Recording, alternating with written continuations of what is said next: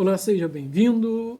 Este é um canal com reflexões, compartilhamentos de ideias, informações de conhecimento sobre filosofia, religião e linguagem. Estou aqui com uma série de vídeos sobre os filósofos helenistas e o problema da felicidade. E este sexto vídeo, e o último já programado para essa sequência, talvez em outra oportunidade a gente volte, porque esse é um estudo sobre a filosofia helenista, principalmente sobre a ética helenista.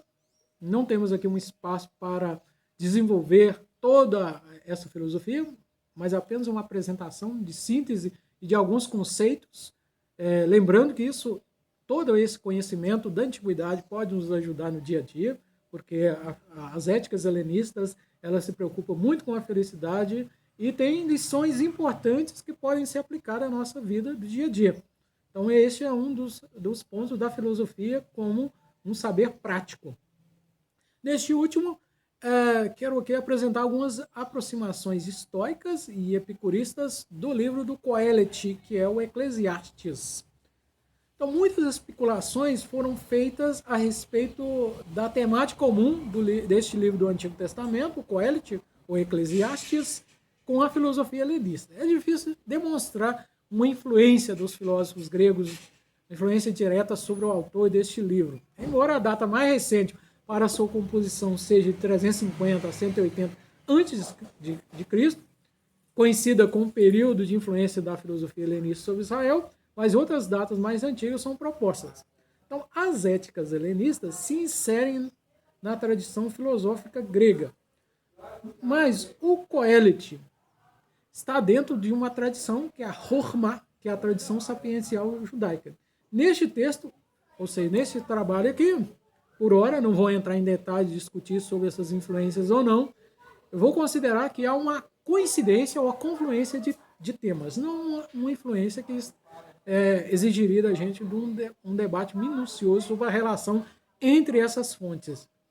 O livro do Coelete tem muitas ideias afins ao estoicismo e ao epicurismo, mas também com o ceticismo de Acerzilau e com os filósofos cínicos. Vamos identificar alguns temas do Coelete e sua relação com as éticas helenistas. Primeiro disso, a transitoriedade. O Coelete considera tudo na vida como transitório. Este livro começa justamente proclamando vaidade das vaidades. Tudo é vaidade. As gerações se sucedem, mas a terra permanece a mesma. Marco Aurélio, que é um pensador estoico, vai dizer neste mesmo sentido, que tudo muda desde sempre, não importa se alguém vive 100 ou 200 anos. Então, essa transitoriedade é um tema presente no Coelete que é compartilhado pelo estoicismo. Segundo, não há legado. A morte, de algum modo, é boa porque faz cessar o sofrimento, mas depois que alguém morre, não há garantia deste legado, porque tudo é transitório. O Coelete reclama que a sorte dos mortos é melhor do que a dos vivos. O homem e o animal têm o mesmo destino. Isso parece até muito agressivo, né? Considerando que este texto está na tradição judaica do Antigo Testamento. Epicuro de Samos também aconselha para que a gente não tenha medo da morte, justamente porque ela é a extinção de todas as sensações. Então, nesse sentido, homens e animais têm o mesmo destino. Não devemos temer a morte, porque ela é o fim de todas essas sensações, ela é o fim de todos os temores e sofrimento. Cícero, um pensador eclético, considera igualmente a morte como um bem.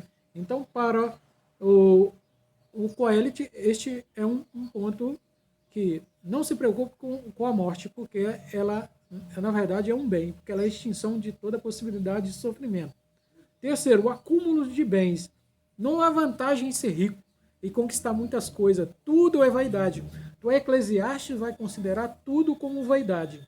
Essa rejeição do sábio, das riquezas, da confiança da riqueza, da fama, do luxo, da ostentação, isso está presente tanto na tradição judaica como cristã, na tradição dos filósofos gregos helenistas. Aristóteles, até no período clássico, você vai ter Aristóteles, vai ter Sócrates condenando e criticando essa confiança em bens como sendo fonte de felicidade. Então, o sábio e o insensato têm o mesmo destino.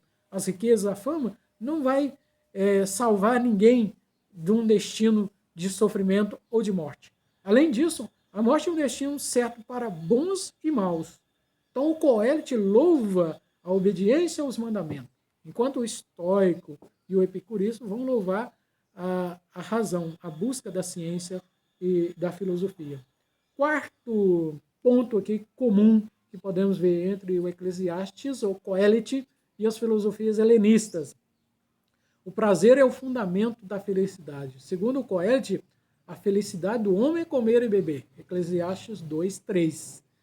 Isso choca muito, principalmente a moral cristã, que tem um fundo mais estoico, considerar que o autor do Coelho considera que comer e beber, esses prazeres, esses bens, desejos naturais, fazem parte da felicidade. Ou ele reduz, neste ponto, a felicidade a essas experiências das necessidades naturais. Esta constatação coincide com os fundamentos do epicurismo.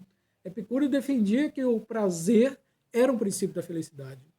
O Coelho parece repetir essa fórmula mais duas vezes ainda no texto. Não há felicidade a não ser no prazer e no bem-estar. Eclesiastes 3:12. Não existe felicidade para o homem debaixo do sol, a não ser o comer, o beber e o alegrar-se. Lá no Eclesiastes 8:15. Então a mesma alternativa parece indiretamente uma terceira vez, quando ele afirma que resta ao homem comer, beber, alegrar-se, perfumar-se e desfrutar com a sua amada, lá no 9:7-9. Então, assim como podemos perceber a coincidência de alguns conselhos do Coelho com o estoicismo, colocando o juízo, a razão, a resistência, a abnegação, a resignação como virtudes que buscam a felicidade, temos também aqui um acento epicurista, que ele considera que a felicidade, afinal, há muitas discussões, há muitas possibilidades, mas o que no fundo a felicidade reside no prazer. Não no prazer, assim como o epicurismo não é favorável a um hedonismo irresponsável, sem limite, aqui há uma ênfase neste prazer, que é um prazer cotidiano, é um prazer que o Epicuro chamaria de prazer catastemático, ou seja, é um prazer do repouso. Esse prazer consiste na satisfação dessas necessidades que são naturais: comer, beber, se alegrar, perfumar-se, desfrutar com sua amada, ou seja, viver o amor, que é essa experiência estética comum a todos. E o quinto é o controle das emoções. Então, o controle das emoções está presente aí no Coelho. Agitação do desejo traz sofrimento. Isso concordam os epicuristas, os estoicos, os cínicos, os céticos, os ecléticos, todos eles concordam. Mas vale contar com o que se tem diante dos olhos. Uma preocupação excessiva com o que passou, com o que virá, tudo isso traz sofrimento. A preocupação com aquilo que não conhecemos. Então, o estoicismo possui um conceito de representação, que parece se aproxima um pouco dessa preocupação do autor e do Coelho. Não devemos nos prender na representação negativa dos acontecimentos, numa representação inadequada dos acontecimentos ou do que é a natureza, do que é o ambiente. Na expectativa de que nós fazemos do mundo, a realidade não obedece aos nossos desejos. E a sexta, a importância da sabedoria.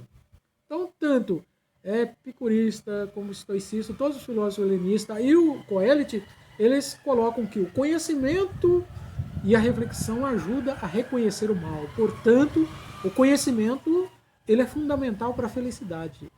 A sabedoria, a Chokhmah para a tradição judaica, ou a Sofia, a Episteme para os gregos, tudo isso pode se tornar uma técnica para a busca da felicidade e da vida feliz, a vida de bem-estar. Seguir os mandamentos é a solução da vida virtuosa para o Coelete. Os epicuristas estoicos consideram que a razão e a reflexão auxiliam o homem a viver uma vida moral correta. Para Cícero, a vida virtuosa é inclinar-se para os bens verdadeiros. Esses bens verdadeiros nós os conhecemos através da razão, da reflexão, da sabedoria.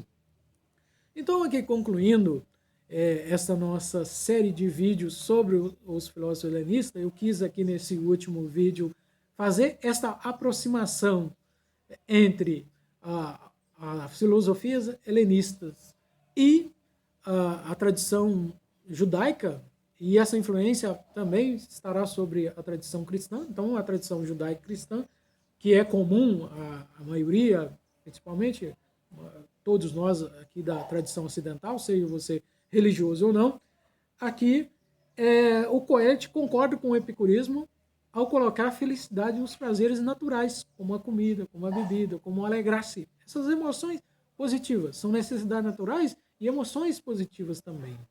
De algum modo, aqui há uma censura, a negação de tudo isso. Há uma ascese que nega esses prazeres naturais.